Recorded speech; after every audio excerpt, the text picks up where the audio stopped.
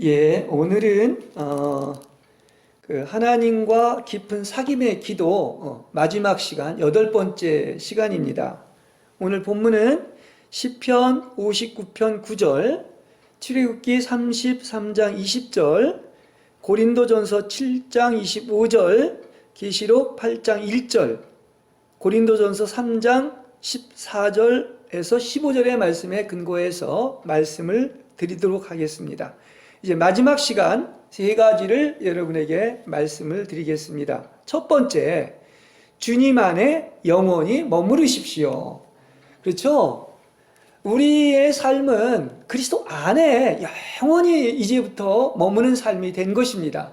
또 구체적으로 얘기하면 주님의 사랑 안에 영원히 머무는 우리들이 됐다는 사실인 것입니다. 이 사실 하나를 가지고 우리는 정말 감사와 찬송과 영광을 돌릴 수밖에 없어요. 왜냐? 우리는 누구 안에 있다? 하나님 안에 있는 거예요. 더 나아가서 그분의 사랑 안에 있는 것입니다. 그래서 우리는 이 영적 체험에 있어서 외부의 피상적인 것과 그 내부의 존재의 깊은 곳에서 일어나는 두 가지가 있다는 것을 알아야 됩니다. 그런데 진정한 선이나 그 영적 성숙이 이루어지는 것이나 그리스도와의 만남 같은 일들은 사실 밖에서 일어나는 게 아닙니다.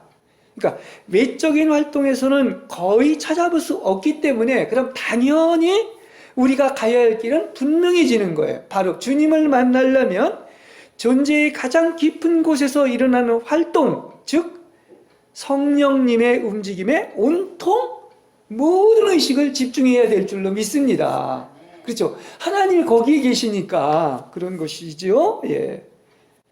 그래서 다윗은 이렇게 얘기했죠. 나의 힘이신 주님, 내가 당신만을 바라보나이다. 이렇게 얘기하고 있는데 이건 무슨 얘기냐고 하면은 우리 안에 거하시는 그분을 간절히 바라보는 것입니다. 그러니까 모든 초점이 왜 눈이 이렇게 순결하면 그리스도만 바라볼 때 하나님이 보인다고 하는 것처럼 하나님만 바라볼 때 하나님을 볼 수가 있는 것이죠. 예. 그래서 온 마음을 집중해서 이렇게 하나님께 드려야 된다고 하는데 이게 무슨 의미냐고 하면은 영혼의 모든 에너지를 다른 데 쓰시면 안 돼요. 그죠? 수중의 일이 너무나 많으면 에너지를 거기다 다 써버렸기 때문에 우리의 에너지는 한계가 있는 것입니다. 그러니까 우리는 이 온 마음을 하나님께 드린다는 것은 영혼의 모든 에너지를 어디에다 쏟는다? 하나님에게만 쏟는 여러분 되시기를 바랍니다. 이런 의미가 있는 거예요. 그래서 그분을 향한 사랑만이 바로 우리를 그리스도 예수께 머물도록 붙들어주는 것이죠. 그래서 우리는 언제나 강조한 것처럼 주님을 향한 사랑의 열망 하나 가지고 언제나 그분을 바라보는 단순한 과정을 반복하시기를 바랍니다. 그래서 이렇게 반복해서 주님을 바라보는 것이 습관이 되면은 이제 지속적으로 주님과 함께 내적으로 머무르게 되는 것이지요. 이게 바로 주님의 임재 아래 거하는 것을 말을 하고 있는 것입니다. 만일에 우리가 그 수중의 일이나 우리의 영혼의 에너지를 외부의 물질적인 것이나 피상적인 것들에 기울어진다면은 결국은 하나님으로부터 멀어질 수밖에 없는 것입니다. 그렇습니다. 그래서 그분 안에 지속적이고 내적인 머무름 안에 있으라고 했는데 이게 무슨 뜻이냐고 하면은 바로 하나님을 향해 지속적으로 나아가는 겁니다. 오직 한 가지예요. 그죠? 그 목표를 향해서 달려갈 게 뒤에 있는 것은 다 잊어버렸다고 하는 것은 그거 말고는 다른 데에는 어떤 것이 에너지를 집중하지 않는다는 얘기인 것입니다. 목표를 향해서 달려가는 것입니다. 그렇죠? 그렇게 될 때 이 말은 목표를 향해서 지속적으로 나아간다는 것은 내적으로 어떻습니까? 이미 그분의 임재 안에 머물게 되었다는 의미가 되는 거예요. 그것이 이미 어떻다고요? 하나님의 임재 안에 머물고 있다는 것을 우리에게 말해주고 있다는 사실인 것입니다. 목표가 거기에 있고 그걸 향해서 달려가기 때문에 그런 것입니다. 그래서 우리는 주님과 함께 지속적으로 머물면서 꾸준한 사랑을 주고받는 거예요. 이게 바로 신앙생활이죠. 그죠? 예. 주님과 함께 가는 거 아니겠습니까? 동행하는 것 아니겠습니까?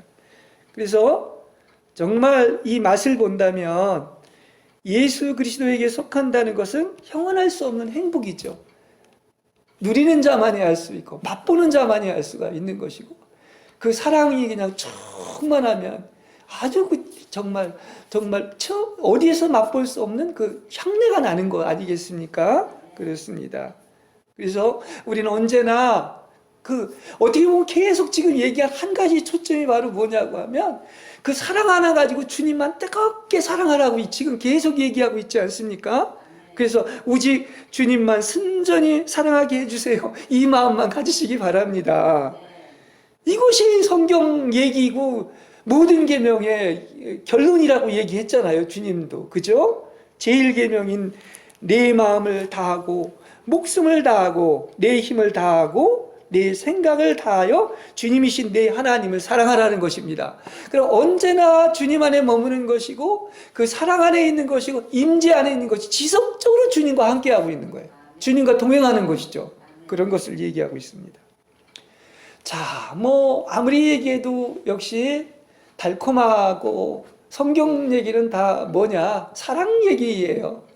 알면 할수록 그렇습니다. 그래서 하나님은 뭐라고 그럽니까? 사랑이라고 얘기하고 있잖아요. 우리 요한일서가 이제 구약의 아가서가 사랑의 편지라면 요한일서는 그야말로 사랑의 편지인데 우리 아들이었던 요한이 어떻게 그렇게 사랑해 정말 사도로 바뀔 수 있고 사랑만 이렇게 얘기할 수 있었는가? 그거는 그가 주님 안에서 그분과 연합되었고 사랑을 체험했기 때문에 그걸 녹여낸 것이 바로 하나님의 말씀인 것입니다. 그러니까 이건 이론이 아니란 말이에요. 그렇죠? 그래서 요한일서에서 사도 요한이 뭐라고 하느냐면 하나님은 결론적으로 사랑이십니다. 이렇게 얘기하고 있는 거예요. 그게 또 성경 전체 얘기고 요한복음의 얘기입니다. 그래서 사랑 안에 있는 사람은 바로 하나님 안에 있고 하나님께서는 그 사람 안에 있다는 거예요. 사랑이 있으면 이렇게 이야기를 하고 있는 것입니다. 그러니까 사랑 안에 거하는 영혼은 이 하나님이 계신 그 내부로 끌어들이는 힘이 이 자석처럼 점점 더 강해지는 것입니다. 제가 지난주에도 얘기했지만 그래서 어떤 것입니까? 사랑 안에 거하는 영혼은 강력한 이끌림을 받아서 그 사랑 안으로 점점 더 깊이 빠져 들어가게 될 줄로 믿습니다. 이게 사랑을 체험하는 것이지요. 우리를 끌어당긴 힘은 뭡니까? 그게 바로 사랑이라는 거예요. 예, 그렇습니다.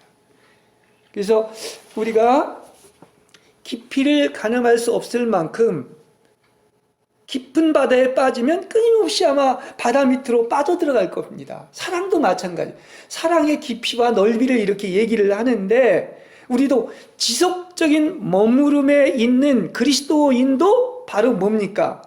그 한없는 깊은 사랑에 끊임없이 빠져들어가고 있다는 사실을 아시기를 바랍니다.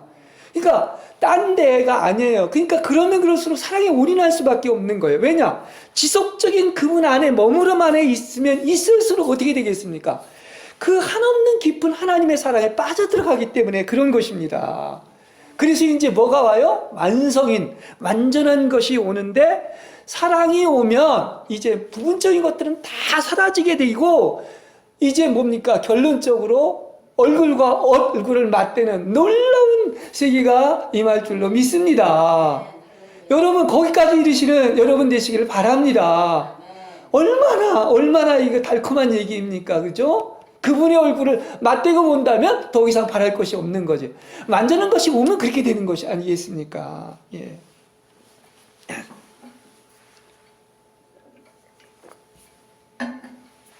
그다음 두 번째는 말씀의 이 사역자들에게 이 당부를 합니다.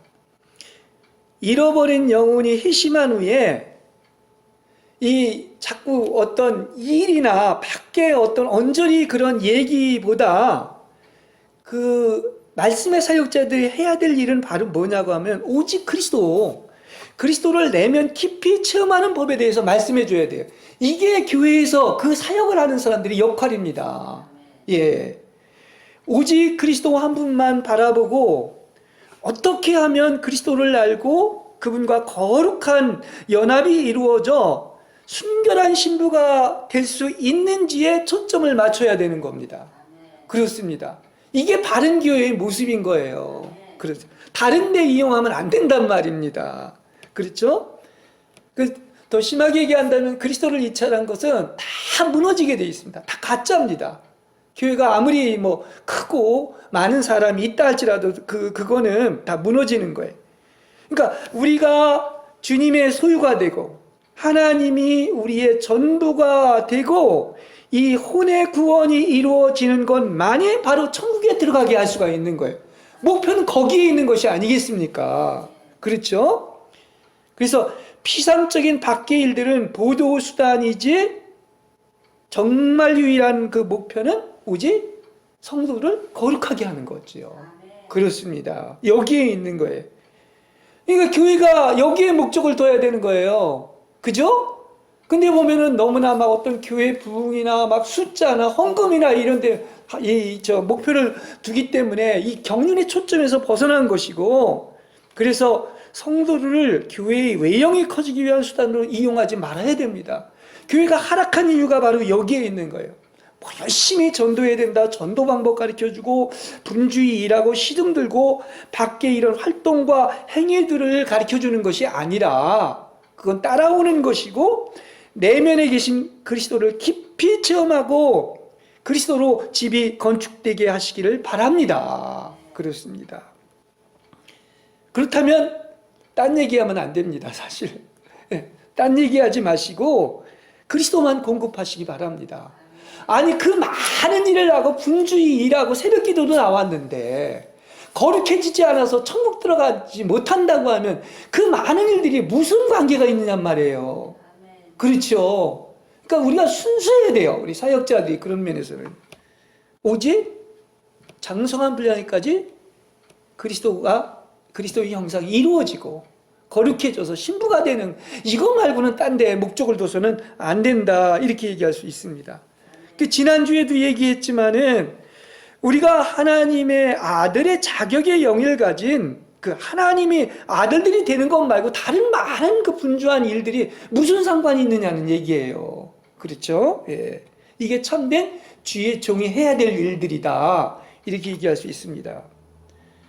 성경은 계속 이걸 우리한테 강조해주고 있지 않습니까? 그러므로 그리스도를 공급하여 영과 혼과 몸이 완전하고 흠없이 거룩한 사람이 되게 하는 것 말고는 다 멀리 하시기 바랍니다. 아마 이런 설교가 주의종들에게 인기가 없는지 모르겠지만 성경 주님이 그렇게 하신 겁니다. 다른 목적이 없었어요. 얼마나 순수했습니까? 그렇죠? 그래서 거룩한 사람으로 만들기 위한 목적이 아니라면 심지어 데살로니가 전서에 보면 어떤 종류든지 다 악한 거예요. 믿는 이에게 자기 존재의 내면으로 들어가서 그 하나님의 생명력과 아름다움이 회복된 완전한 사람이 되게 하는 것이 바로 사역의 유일한 목표가 되어야 할 줄로 믿습니다. 예.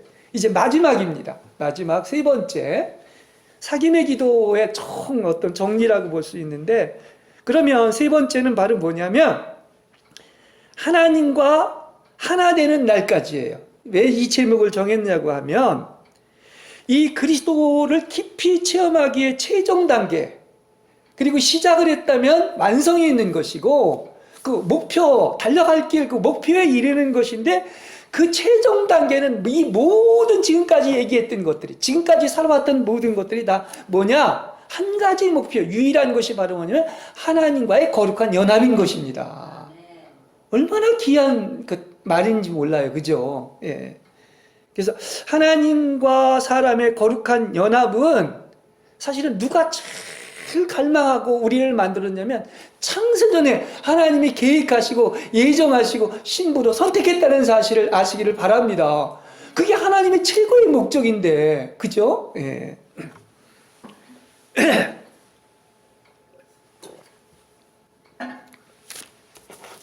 그래서 분명히 얘기합니다.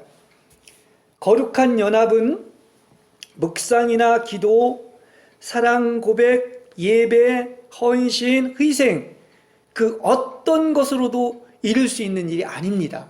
그것으로 이루어지는 게 아니에요. 그건 보조 수단들이에요. 예, 그렇습니다. 주님이 찬란한 빛을 비추신다고 해도 거룩한 연합으로 이어지는 것은 아닙니다. 분명히 성경이 얘기하는 것은 이 연합을 가능케 하는 것은 다 뭐냐? 하나님의 행하심인 거예요. 누가 하는 거라고요? 성령이 하신다는 것입니다. 이게 하나님의 행하시는 것이에요. 이것만이 거룩한 연합을 이루게 되는 거예요. 이게 하나님의 은총이 임한 증거있죠. 출애굽기 33장 20절에 보면 내가 내 얼굴을 보지 못하리니 나를 보고는 살 자가 없음이니라, 이렇게 분명히 이야기를 하고 있습니다. 그러면 바로 이 말은 다르게 해석한다면 우리가 할 수가 없다는 거죠. 그죠? 우리의 행함과 관련된 것, 우리의 존재에서 비롯된 것, 숭고한 기도조차도 이런 것들이 제거되어야지만이 먼저 어떻습니까? 하나님과의 거룩한 연합이 이루어지는 거예요. 누가 하시니까? 하나님만이 하실 수가 있기 때문에. 그래서 우리는, 그래서 하나님과의 연합이 이루어지려고 하면 옛것에 관련된 그 죄와 육체와 자아가, 사람은 절대로 하나님과 연합될 수가 없기 때문에 그렇게 자아를 반복해서 얘기를 한 것입니다. 그렇죠? 자아가 살아있다면 우리는 하나님의 얼굴을 볼 수도 없을 뿐만 아니라 거룩한 연합을 절대로 경험할 수가 없어요. 이건 반드시 전공 필술로, 그렇죠? 자아가 파쇄되어야 되는 것입니다. 그래서 지금 우리가 이렇게 8번에 걸쳐서 전한 이 하나님과의 깊은 사귐의 기도는 그것이 목적이 아니에요. 그것 자체가 목적이 아니라 목적에 이르기 위한 하나의 방법입니다.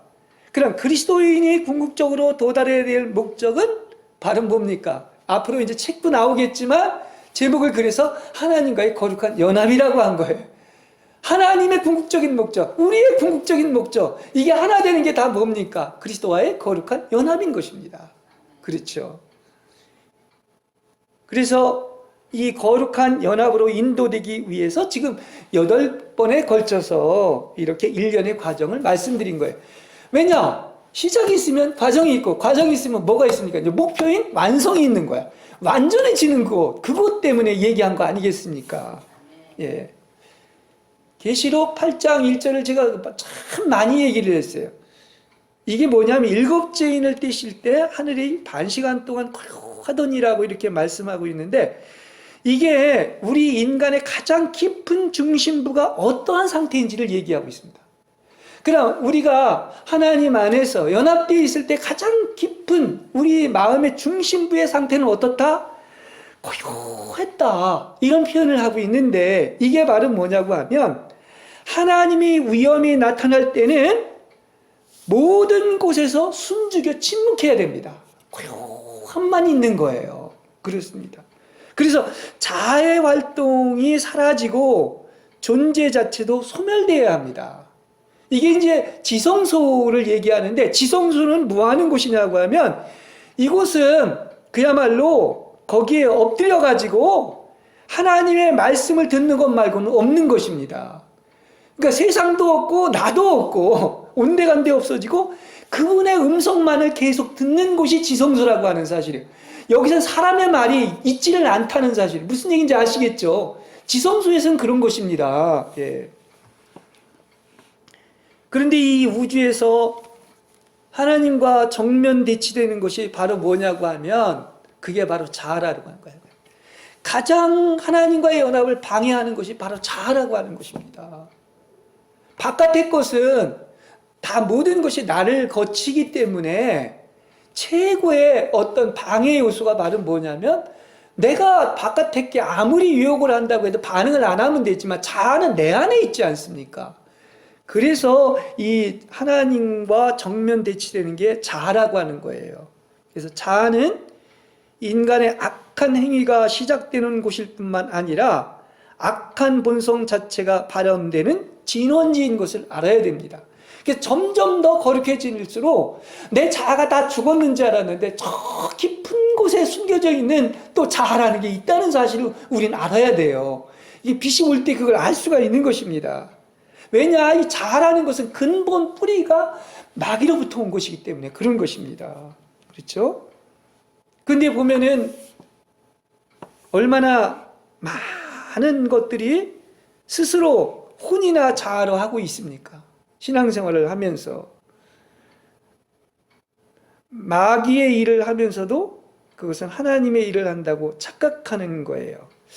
우리가 많은 것들이 하나님이 명령한 것을 불순종하는 것도 문제이지만 또 하나의 문제는 명령하지도 않은 일을 자꾸 만들어서 자기가 자아로 하는 것이 더 문제라는 사실을 알아야 됩니다. 좀 가만히 있지를 못하는 거예요. 이게 바로 교회의 현실인 것입니다. 그렇죠? 예. 그래서 이 자아의 속성을 가지고 있는 한 우리 안에는 그 불순함, 깨끗이 못한 것이 계속 존재하기 때문에 절대로 하나님과 연합될 수가 없는 것입니다. 그러므로 자아가 소멸될수록 영혼의 순수성이 증가되고 영혼이 점차 정결해져서 내 안에 그리스도만 살게 되는 것입니다. 그렇죠? 예. 자, 그렇다고 한다면 우주에서 하나님과 정면으로 대치되는 그 최고의 방해 요소가 자아라고 했는데 이 자아가 살아있는 영혼이 어떻게 그 거룩한 하나님과 연합될 수 있습니까? 이게 중요한 문제 아니겠습니까? 그래서 이 답을 이제 얘기하자면 굉장히 길 수도 있지만 그 답이 바로 뭐냐? 그게 바로 최고의 부장인 십자가인 거예요. 답이 어디에 있다? 십자가에 있다는 사실을 아시기를 바랍니다. 이 십자가는 뭐냐고 하면 예창조에 속한 것을 다 끝내고 십자가에 못 박는 것입니다. 그렇죠? 예. 그래서 새 창조 안에는 옛창조에 속한 것이 조금도 없는 거예요. 같이 있을 수가 없어. 빛과 어둠이 함께 할 수 없듯이. 그러니까 옛창조에 속한 겉사람, 옛사람, 자아, 육체, 죄가 조금도 없고 오직 옛창조 안에는 유일한 영적 실제이신 그리스도만이 있는 것입니다. 이게 새 창조의 세계예요. 근데 그 경계에 뭐가 있다? 십자가에 있는 거야. 그러니까 옛 창조에 속한 것은 이미 십자가에서 다 끝난 것입니다. 완전 처리받은 것입니다. 그렇죠? 그래서 항상 얘기하지만 그리스도 안에 그리스도에게서 나오지 않은 모든 것은 다 무너진다는 사실을 우리가 분명히 알아야 됩니다. 그래서 하나님과 우리가 연합되는 것은 사람으로서는 불가능한 것입니다. 오직 하나님만이 하실 수 있는 것입니다. 이것이 바로 뭐냐? 그게 바로 하나님의 행하심인 것입니다. 모든 것은 하나님의 은혜고 하나님의 행하심인 거예요. 예, 그렇습니다. 그래서 하나님이 그러기 위해서 아주 최고의 좋은 어떤 도구를 보내주셨는데 그래서 사랑하는 자에게 반드시 하나님이 뭐를 보내냐면 불을 보내시는 거야. 그래서 불을 보내신 이유가 거기에 있는 것입니다. 이걸 보내지 않고는 우린 하나님이 이걸 보내지 않고는 우린 거룩해질 수가 없기 때문에 불을 보내시는 거예요. 왜 불을 보냈느냐? 우리 안에 있는 모든 불순한 것들을 없애게 주기 위해서. 이게 물도 우리 어떤 그 옛 것이 죽게 하지만은 불은 어떻게 됩니까? 완전히 태워서 소멸시키는 거야. 그냥 물로도 거듭나지만은 완전히 거룩하고 성화되기 위해서는 어떻게 된다? 불이 와야지만이 옛 것이 다 소멸돼서 제가 돼버리는 거예요. 그렇죠? 그 불이 그 역할을 한다는 사실을 알 수가 있는 것입니다. 그래서 이 불은 우리의 업적을 태우는데 주님이 심판하기 전에 이 불순물이 다 태워진 자는 이게 복을 받고 천국에 들어가는 거예요. 그러니까 불순물이 다 태워지는 것을 여러분 감사하고 기뻐하고 영광으로 하시길 바랍니다. 그렇죠. 그 더러운 것들이. 예. 그러나 보십시오. 이 불순물이 그대로 남아있는 자들은 심판 때 어떻습니까? 업적이 다 태워졌기 때문에 낭패를 보고 불 속에서 이렇게 살아나오는 것 같이 부끄러운 구원을 받는다. 이렇게 얘기하고 있는 것 아니겠습니까? 이 땅에서 심판받는 게 굉장한 복인 겁니다. 그렇죠? 그래서 이 불을 또 다른 말로 뭐라고 그러냐? 이것이 하나님의 지혜인 거예요. 다른 게 아니라 하나님의 지혜가 불입니다. 다시 얘기합니다. 불을 거치지 않은 것은 나무나 풀이나 집처럼 심판날에 다 불태워진다는 사실을 아시기를 바랍니다. 불나야 돼요. 불나서 다 불순물이 태워져야 됩니다. 다 소멸되는 거죠. 불이 그런 능력이 있는 겁니다.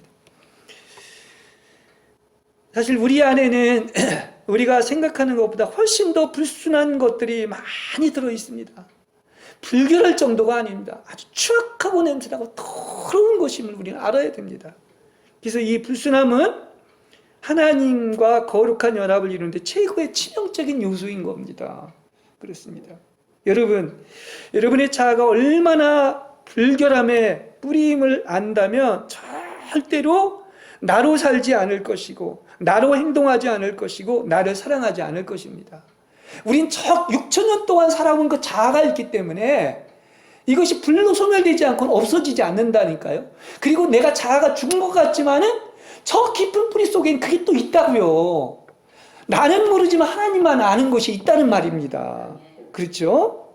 그야말로 순결, 정결, 거룩, 이게 하나님의 목표인데 그걸 가장 방해하는 것이 누구냐? 딴 사람이 아니에요. 남 탓이 아닙니다. 마귀도 아니에요. 나 자신입니다. 이렇게까지 얘기할 수가 있는 것입니다. 예.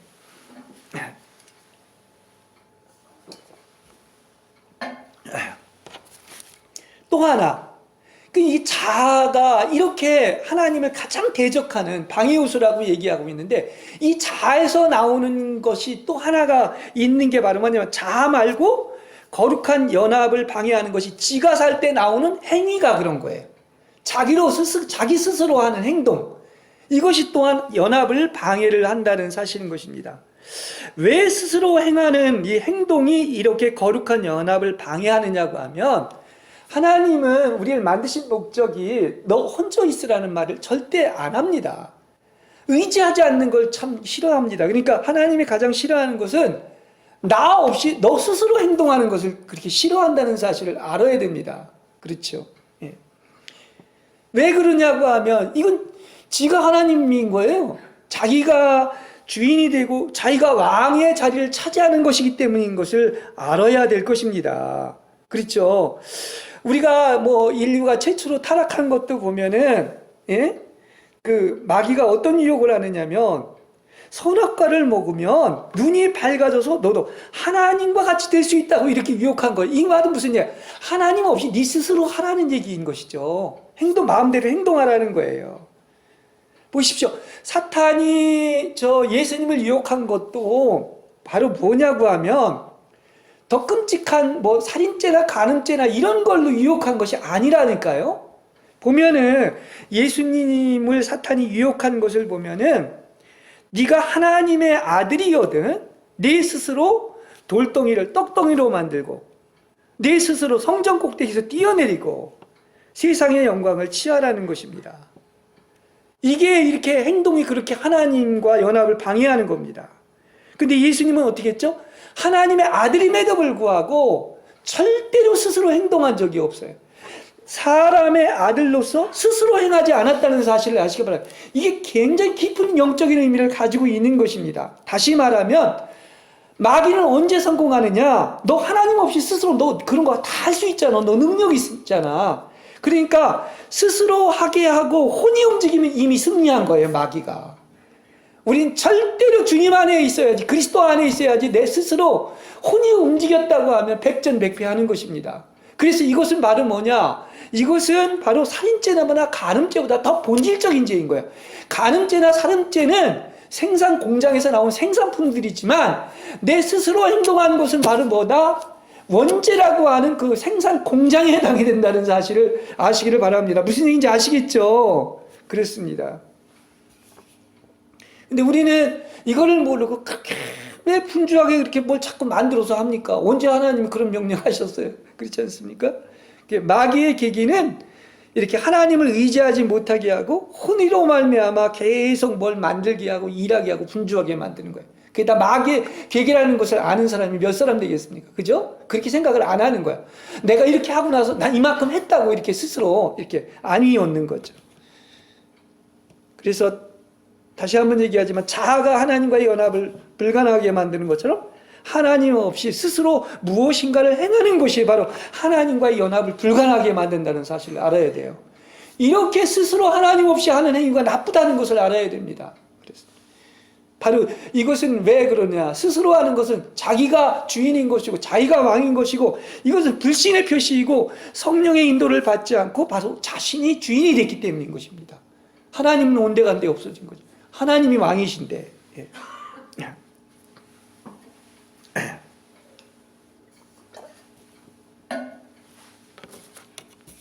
그렇기 때문에 인간의 행위는 본질적으로 거룩한 연합과 반대가 됩니다.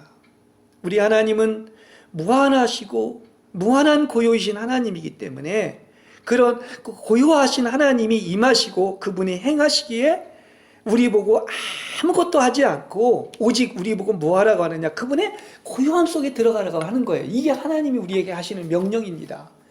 우리가 원하는 게 뭐예요? 주님의 임재 아래 있기를 원하는 거 아니겠습니까? 그 고요함, 네가 뭐 하질 말라는 얘기인 것을 알 수가 있습니다.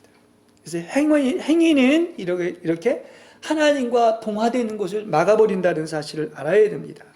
그런 까닭에 거룩한 연합을 막는 이런 사람의 의지는 전적으로 하나님의 의지 속으로 들어가 자신의 의지는 없어져야 하는 것입니다. 뭐 예수님조차도 나의 뜻대로 하지 마옵시고 주님의 뜻대로 하시라고 말하는데 우리가 감히 스스로 행동하는 모든 것들이 다 지 뜻대로 한다는 것을 왜 모르시냐는 말입니다. 그렇죠? 그 얘기인 거예요.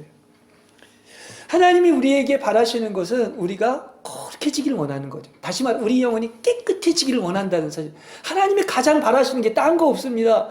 거룩한 신부가 되는 거야. 깨끗해지기를 원하시는 거예요. 그거 말고 딴 거 이거 알아 저거 알아 그거 아니란 말입니다. 우리 목사들이 얘기하는 이것 떼야 되고 저것 떼야 되고 그거 아니라고요. 오직 한 가지입니다. 그렇죠? 예. 그래서 깨끗해지지 않고서는 한 몸으로 결합될 수 없기 때문에 그런 것입니다. 우리가 이 비유를 성경에도 나오지만 순도 100%의 순금이 되어 나오기까지는 용광로 속에 수없이 들어갔다 나왔다 하여야 되는 것처럼 이게 자아가 죽고 30번 40년을 이렇게 숫자로만 계산해 보니까 하루에 한 번 죽어도 수만 번이 되더라고요. 이게 수십만 번이 죽어야만이 불순물이 다 사라질 줄로 믿습니다. 참, 이 불순물이 아직도 그저 그 순도 100%가 되어야 되지 않습니까? 이 불순물이 다 사라져야 되는 거예요. 깨끗해져야 되는 것입니다. 그러므로 하나님이 사랑하는 신부들에게는 다루시는 방법이 있는 거예요. 최고의 정말 거룩하게 만드는 방법, 축복의 방법이 있는데 그게 바로 뭐냐?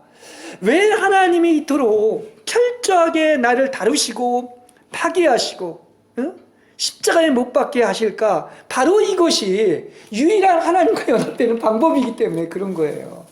그러니까 우리가 생각하는 관점하고 완전히 다른 것입니다. 이게 복이었구나 하는 것을 알게 되는 것입니다. 그렇죠? 왜냐? 사람은 인간의 어떠한 방법을 써도 변화될 수가 없습니다. 교훈, 윤리, 도덕, 훈련, 고행동으로도 절대 되지 않습니다. 그래서 종교는 절대로 새 사람으로 변화시킬 수 없다는 사실을 알아야 됩니다. 아니 본래부터가 걸레는 걸레예요. 아무리 빨아도 죄인은 죄인인 것입니다. 우리 잘 아는 것처럼 평생을 수용한 성철이 그런 얘기하지 않습니까? 내가 천추의 한을 남기고 지옥에 들어간다고 하는 게 이 종교는 그런 거예요. 아무리 선행을 하고 수행을 하고 정진을 해도 그런 것다는 것입니다. 왜냐? 근원이 마귀로부터 온 것인데 성경만 이걸 우리한테 알려주고 있는 거예요. 근본이 자의 본성인 마귀에서 왔기 때문에 그것이 완전히 다른 거로 대치되지 않으면 안 되는 것입니다. 그러면 죄가 없으시고 완전하신 하나님으로 대치되지 않으면 구원의 방법이 없는 거예요. 이게 맞는 얘기 아니겠습니까? 그래서 성경이 얘기해 주는 것처럼 바로 뭡니까? 자아에서 그리스도로 근원이 바뀌어지는 것인데 그게 바로 뭐죠? 육에서 나온 것은 억만년이 가도 육인 것이고 영에서 나온 것만이 영원히 영인 것입니다. 할렐루야. 이 진리 하나만을 알아다 성철이 물은 물이요 산은 산이요 그랬는데 그게 아니라 육은 육이요 영은 영이요 이 진리 하나만 알았어도 정말 유일한 구원의 방법이 무엇인지를 알았을 거란 말입니다. 그렇죠? 그래서 이 얘기를 계속 이렇게 강조할 수밖에 없는 것이 이 마귀로부터 나온 이 육체와 자아가 심판받고 산채로 지옥에 들어가는 체험을 해야 된다는 사실이에요. 그 버림받고 지옥 갈 것들이 내 안에 있는데 그게 지옥 가야 되지 않습니까? 그럼 지옥의 체험을 해야 된다니까요. 육체와 뭐가 자아가 죽는 체험을 해야 되는 것입니다. 그래서 사무엘상 2장 6절에도 보는 것처럼 하나님은 무덤에 내려오셨다가 다시 부활시킨다고 그랬어요. 지옥에 보내시고 나서 천국으로 인도한다고 이렇게 얘기하고 있습니다. 이게 성경 얘기예요. 그러니까 아까도 내가 얘기했지만 여기서 심판받으면 복될 줄로 믿습니다. 여기서 불이 임해서 모든 불순물이 태워지는 게 복이라는 사실이에요. 그죠? 근데 이 땅에서 심판받지 않고 불순물이 남아있으면 지옥 가는 거죠. 예, 그렇게 얘기할 수 있습니다. 그래서 여기서 이 교회를 이 성경을 우리가 점점 더 분명히 알면 알수록 그게 다 분별이 오는 거예요. 성숙한 게 뭐고 연합이 뭐고 어떤 게 바른 신앙이고 어떤 교회가 문제가 있고 어떤 교회가 참된 그리스도인인가 이렇게 다 분별이 올 수 있는 것입니다. 이 땅에서 심판받지 않고 이 세상에서 영광을 얻고 높아지고 자신들이 왕의 자리를 차지하고 있는 교회는 징계를 당하거나 무너져 다 지옥 간다는 사실이에요. 이것도 성경 얘기인 것입니다. 그렇습니다. 그래서 성경은 왜 적은 수만이 천국에 들어갈 수가 있는가? 그래서 이유가 여기에 있다는 사실을 알아야 됩니다. 보십시오. 성경 그 수십 명, 40명의 어떤 그 이야기의 공통점이 다 그렇습니다. 이 지옥의 맛을 본 거야. 쉽게 얘기한다면 이 세 사람만 예를 들어도 야곱이나 다윗이나 바울이 왜 죄의 저주를 경험하고 지옥을 맛봤습니까? 아니 성경에 어디 그런 게 있습니까? 있습니다. 그 내용이에요. 그 내용을 예를 들어서 바울을 자서전을 한번으로 생각한다면 다윗의 어떤 경험을 본다면 야곱의 경험을 본다면 다 살아서 그것을 맛본 거예요. 그 체험을 한 것입니다. 그렇죠? 살아서 죄의 저주를 경험하고 지옥을 주님도 거룩하신 분임에도 불구하고 실제로 버림을 당하고 죄의 저주를 경험하고 십자가에 달리고 지옥까지 가셨습니다. 그렇기 때문에 우리가 구원받은 거예요. 성경을 분명히 알아야 될 것입니다. 그렇죠? 예. 그래서 어떻게 됐습니까? 바로 그 성경에 나오는 사람들이 다 이렇게 옛사람이 죽고 그야말로 죄의 저주를 경험하고 지옥을 맛봤기 때문에 뛰어난 부활을 얻을 수 있었고 상급을 받았다고 하는 사실이에요. 성경이 그걸 얘기해주고 있습니다. 그래서 분명히 우리가 알아야 될 것은 하나님의 신부로 택함받은 자들은 길이 달라요. 넓은 길이 절대 될 수가 없습니다. 옛창조에 속한 모든 것이 지옥 가야 하는 것입니다. 그러니까 그 길로 그 체험을 하게 하는 것이죠. 그게 그리스도를 깊이 체험하는 거예요. 그래서 바로 십자가가 있어야 부활이 있는 것이고 어떤 것입니까? 새 창조인 천년왕국과 새 예루살렘으로 건축되는 거예요. 거기에 있는 성부는 다 옛창조에 속한 것은 다 지옥에 빠진 거야. 불에 태워진 거야. 그리고 뭐만 남은 거야? 새 창조만 남은 거야. 그게 뭡니까? 그게 천년왕국이고 새 하늘과 새 땅인 거예요. 새 예루살렘 성인 것입니다. 그렇죠? 네.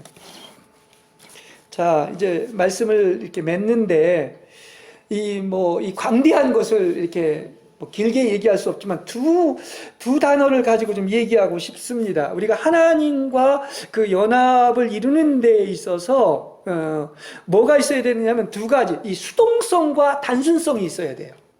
이것이 어떤 압축적으로 얘기할 수 있는 말입니다. 그럼 여기에서 보면 수동성이라고 하면 수동적이 된다는 말은 뭐냐고 하면 이제는 어떠한 일에서든지 나의 뜻이 하나님의 뜻에 완전히 맞추어지는 것을 얘기하고 있는 것입니다. 그렇죠. 옛날엔 내 뜻대로 했지만 이제는 완전히 나의 뜻이 소멸되고 사라지고 하나님의 뜻만 지배하고 있는 것을 이걸 수동성이라고 합니다. 하나님은 그렇게 하십니다. 그리고 어떤 단순성이라고 하는 것은 이제는 사람도 온데간도 있고 세상도 없고 이웃도 없고 오직 하나님만이 나의 전부가 되었다는 점에서 그게 단순한 거예요. 이 사람은 어떻게 되죠? 알면 알수록 깊이 가면 갈수록 단순해지는 거예요. 그래서 하나님만이 전부가 됐기 때문에 그런 것입니다. 근데 이 길은 가장 안전하고 가장 좋은 길입니다. 왜냐? 하나님께서 우리 안에서 시작하신 일을 이제 이 길을 통하여 완성하실 것이기 때문인 것입니다. 우리가 보십시오. 우리가 어떤 세 단계로 이렇게 얘기하고 싶은데, 세 단계로 얘기를 하고 싶은데, 우리가 처음 회심했을 당시에는 자의 능동적인 활동이 지배적입니다. 그런데 가면 갈수록 하나님은 어떻게 하느냐? 네 마음대로 못 살게 할 거예요. 다 수동적인 상태로 인도하실 것입니다. 그래서 하나님이 어떤 방식으로 일하시든 주님과 점점 연합된 세계로 들어갈수록 스스로 하는 것을 하나님이 멈추게 하십니다. 맞아요. 그렇죠? 수동적으로 만드는 거예요. 그래서 수동 상태에 머물 수 있는 능력이 은밀하게 이렇게 자라가게 하는 것입니다. 그런데 이 과정에서 사실은 알게 모르게 우리의 영혼은 끊임없이 지금 정화돼 가고 있는 거야. 그것을 알 수가 있습니다. 이와 같이 첫 번째 단계는 하나님의 거룩함에 맞춰서 불로 정화되는 단계인 겁니다. 아까 제가 불이 왔다고 얘기를 하고 있지 않습니까? 그래서 하나님께로만 깊이 잠겨 들어가는 것인데 이게 첫 번째 단계를 통과하는 것입니다.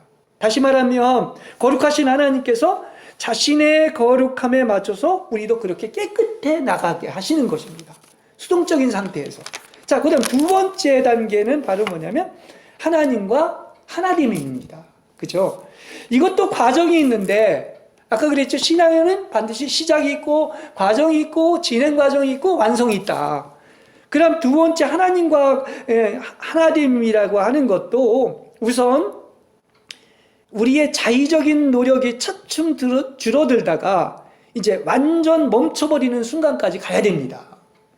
그래서 자의적인 노력이 사라지면 이제 우리의 의지는 더 이상 능동적이 될 수도 없고 내 뜻대로 할 수도 없고 하나님 앞에서 수동적인 상태가 되고 이제 궁극적으로는 하나님과 하나 되게 되는 것입니다. 무슨 얘기인지 아시겠죠? 이제 이것은 이제 수동적인 상태를 넘어선 것으로서 이제는 오직 성령님께 전적으로 자신을 내어드리고 따라가게 되는 것도 바로 이 시점인 것입니다. 그렇죠? 이때는 이제 어떻게 되느냐? 매 순간 어떠한 일에든 하나님의 뜻에 완전히 동의하게 되는 거예요. 아까 그랬죠? 나의 뜻대로 하지 마옵시고 모든 것을 주의 뜻대로 하시옵소서.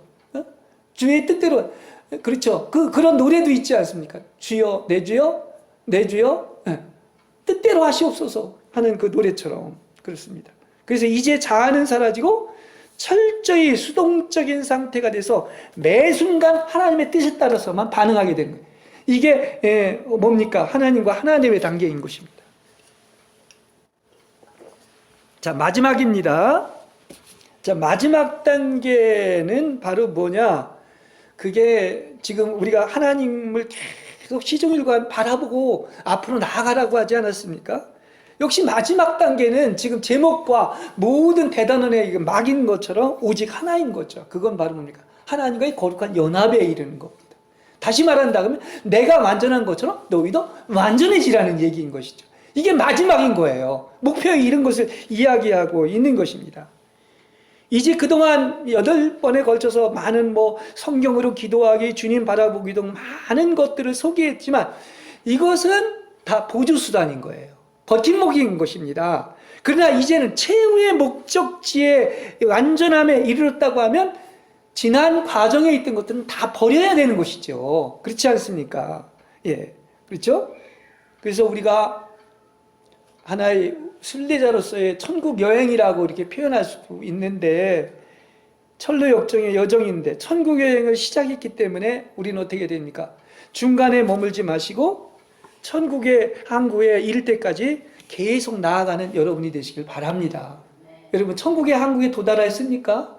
배를 타고 지금 가고 있다고 성경은 표현하고 있잖아요. 교회라는 배를 타고서. 그럼 항구에까지 가야죠. 목표에까지 가야죠.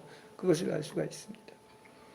그래서 이렇게 시작과 과정과 도착의 단계들이 이제 마지막 단계에 오는데 이것이 바로 완전함에 이르는 영광의 단계에 이르는 것입니다. 하나님의 영광을 보고 얼굴을 맞대는 그런 단계에 이르는 것입니다. 그래서 하나님의 생명으로 가득 채워지는 정도까지 이렇게 속사람의 변화를 경험한 성도는 단 한순간의 중단도 없이 하나님 안에 거하게 될 줄로 믿습니다. 이게 항상 하나님과 동행하는 겁니다. 왜 그 누구죠? 에녹도 하나님과 동행하다가 300년간 동행하다가 휴거됐다고 하는 것처럼 이렇게 한순간도 중단 없이 하나님 안에 거하게 되는 단계죠. 그래서 이 수준에 이르면 아주 매우 단순한 사람이 되어서, 아까 하나님 단순성이라는 건 뭐라고 했어요? 하나님이 나의 전부가 된다. 이때는 세상도 사람도 다른 사람도 어떤 생각도 하지 않고 오직 한 가지의 목적인 하나님의 뜻만 행하는 것입니다. 그래서 이 수준은 주님과 그분이 정복하고 지배하는 우리 속사람 사이에 이제는 거의 구분이 없어진 거예요. 그래서 이 수준은 아주 그냥 하나님과 우리 사이에 그 어떤 간격이 없이, 구분이 없이 주님은 속사람이 온전히 하나님의 영과 같아질 때까지 이렇게 점차로 우리를 변화시켜 주시는 것입니다. 그래서 어떻게 된다? 속사람은 자기를 더 이상 하나님과 분리시킬 수 없는 단계에 온 것입니다. 이제 모든 것이 뭐가 됐다? 하나님과 거룩한 연합이 이루어진 거예요. 한 몸이 된 것입니다. 바울이 고린도서 7장 25절에서 이런 얘기를 합니다. 다른 많은 말씀들은 다 뭐냐고 하면 하나님이 계시로 보여주셔서 쓴 거예요. 근데 7장 25절에 보면 나에게도 하나님의 영이 있다고 생각합니다. 이 말은 뭐냐면 이건 자기의 의견을 말하는 것인데, 이것이 자기 자신에게 하나님의 영이 있다고 생각할 정도로 이제 주님과 하나 됐기 때문에 그냥 자기의 의견도 하나님의 의견과 하나가 된 것입니다. 이 정도까지 된 거예요. 속사람이 모든 것 대신은 주님과 완전 재연합됐기 때문에 이런 경우까지 온 것입니다. 그걸 얘기합니다. 지금 얘기한 것처럼 어떤 성도가 여기에서 설명되어진 것보다 더 완벽한 상태로 변화되어질 수 있을까요? 이것이 가능하다면 그 성도는 이 하나님의 무한성에 지금 참여하고 있는 것입니다. 그래서 우리가 그리스도를 깊이 체험하기라는 제목으로 얘기를 했는데, 이렇게 그리스도를 체험한 넓이와 길이와 높이와 깊이를 비교해 볼 때 정말 그 체험을 하고 나면은 온 세상은 단지 일시적이고도 가벼운 작은 점과 같다는 것을 발견하게 될 것입니다. 그리스도가 전부인 것이죠. 그래서 그리스도 예수가 우리 안에 들어오셔서 그분의 일을 끝마치실 때가 바로 뭡니까? 하나님과 하나 되는 날인 것입니다. 그것이 구원의 날이고 축복의 날이죠. 완전히 연합된 날이 아니겠습니까? 그래서 적어도 우리 주님께서 오직 그 자신을 위하여 선택된 사람들에게는 비밀스러운 힘을 주실 것입니다. 그래서 하나님이 완성에 이르게 하실 것입니다. 그래서 그분이 만지고 계신 사람들에게 그분을 온전히 나누어주고 공급해서 온전히 변화시키는 것이 이 모든 일인 시금석이라 할 수가 있는 것입니다. 할렐루야.